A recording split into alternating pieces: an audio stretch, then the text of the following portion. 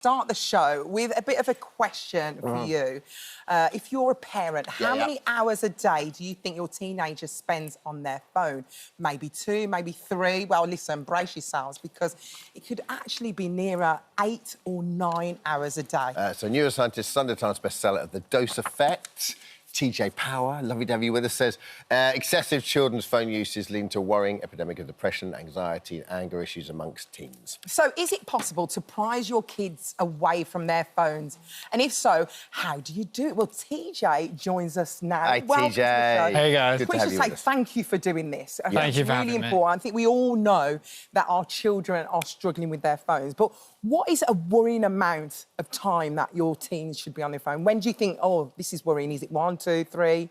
I think when it goes beyond 4 hours a day, that's Yeah. definitely too much. When it can be things like 2 hours a day, that's of course a massive, massive win. But beyond 4 hours a day is going to begin to create these challenges. We're seeing young people facing things like anger, things like depression and low mood or anxiety. And getting this number down is what I really believe is a massive focus society needs to have. And TJ, do you think, like, is it all screen time, or or no two screen times the same? So could you be on your phone for 2, 3 hours and be getting some benefit from it?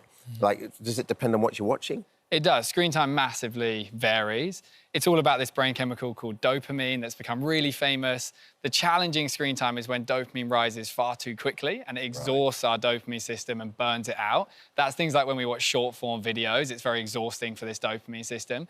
If you're on your phone and you're watching longer form content, some kind of educational video or a podcast or an interview like this kind of thing is long form and it's much slower release of dopamine, which is much better for your brain. Okay. I mean, why are our teenagers so vulnerable? Because if you think about it, they've kind of grown up with the phone all of their life. They're no different. So how would they ever know that there's a problem?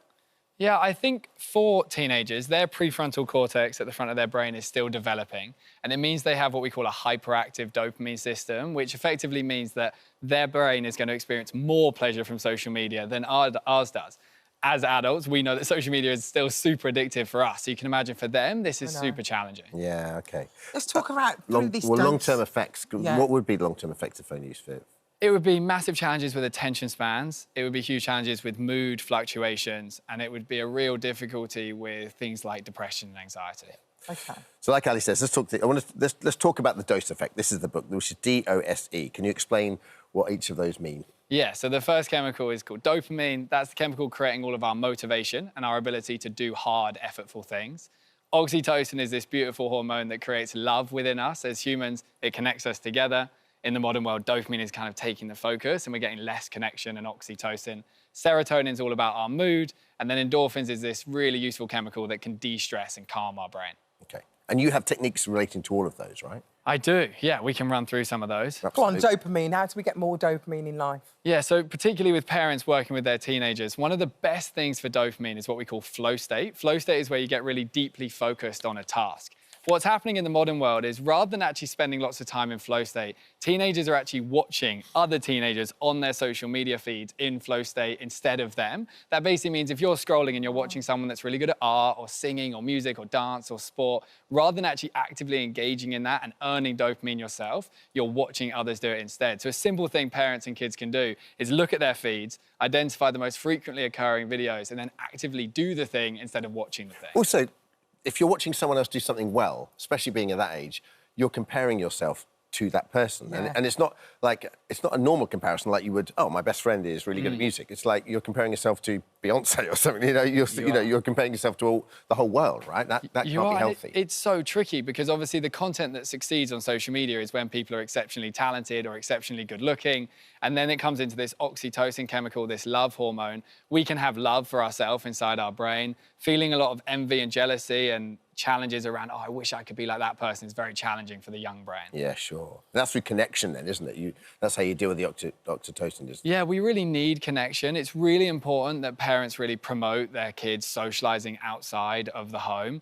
Since about the 1980s, 1990s, kids spending time outside of the home has fallen off a cliff, basically. And kids are primarily socializing via like digital messages on their phone. And It's really interesting when you look into this. There's this great study by this lady called Leslie Seltzer that actually found that when two humans are texting one another, none of this oxytocin chemical releases in their brain at all, none of this connection. But when they call one another and hear their voice, it does begin to release. FaceTime. Yeah, so... It's completely different, isn't it? You literally have that connection straight away. Which I suppose is the modern version of when we got home. Like, your parents always go, you just spent all day with that person, why are you ringing them? But you'd be on the phone to your friends of an evening, wouldn't you? When you were, and you got so much out of that. Yeah, a phone call you can get a lot out of, but just smashing through Snapchat all night in your room, you wouldn't necessarily get as much of that connection we need.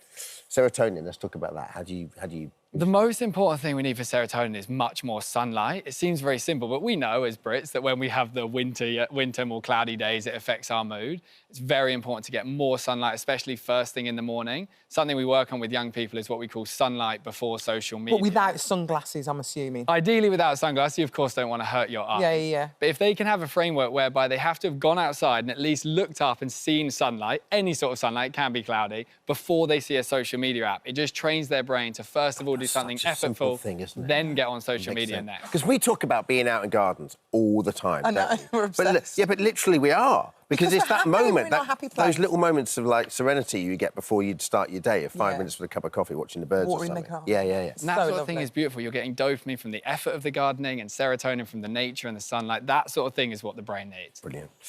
Endorphins? Endorphins is this chemical that de-stresses our brain. It really helps us to release anger and frustration. A lot of young people, especially teenagers, are really struggling with this kind of like anger inside of them. Endorphins are released through physical activity. We literally evolved to physically release stress from our body.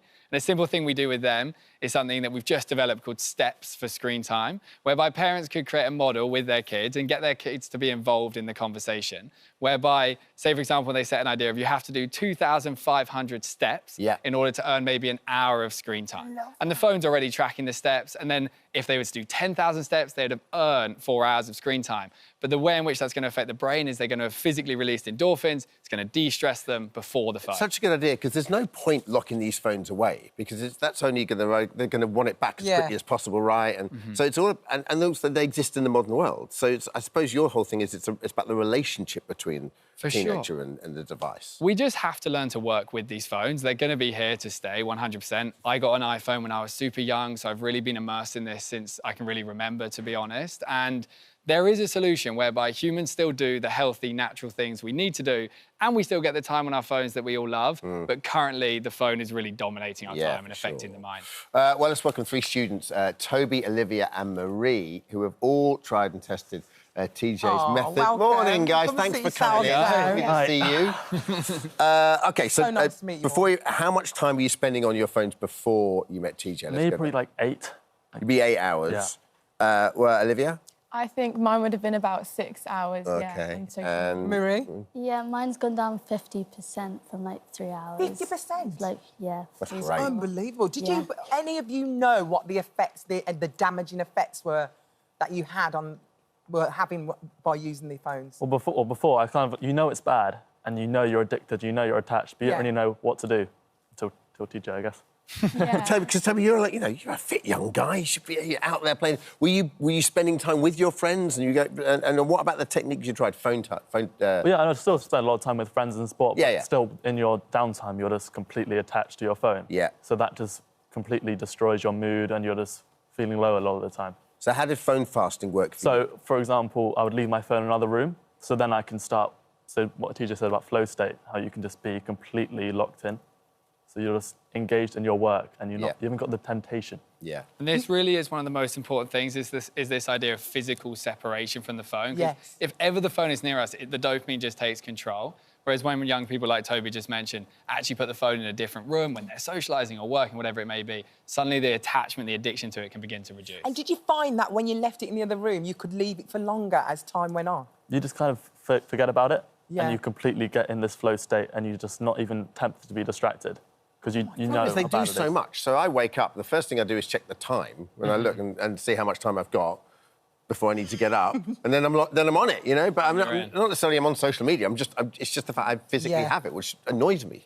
And the thing is that first check in the day really drives the addiction to the device, because our brain suddenly discovers, I can get dopamine out of this phone rather than another source. An alarm clock would be amazing, damn it. Got it. with a timer. Got it. Done. Let's get an alarm clock. You're my alarm clock. I am sometimes. OK, Marie, tell us a little bit about your flow state, the technique that you was using. Well, from TJ's talks, he told us that it takes 15 minutes to get into the flow state.